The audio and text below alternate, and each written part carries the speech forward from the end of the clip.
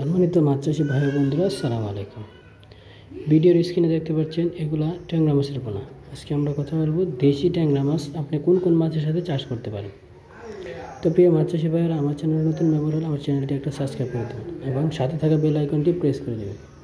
তো মাছ চাষি ভাইয়েরা, আপনারা যদি বাণিজ্যিকভাবে দেশি ট্যাংরা মাছ চাষ করতে চান, তাহলে প্রথমত যে কাজগুলো করতে হবে, এমন একটা স্থানে আপনাকে পুকুর নির্বাচন করতে হবে যেখানে সূর্যের আলো লাগে 7 থেকে 8 ঘন্টা। তারপরে পুকুরে যদি অতিরিক্ত আবর্জনা থাকে এবং উপরে যদি ঘাসপালা থাকে তাহলে সেগুলি ছাঁটাই করে নেবেন, এবং অতিরিক্ত যদি কাদামাটি থাকে তাহলে কাদা উঠিয়ে ফেলবেন।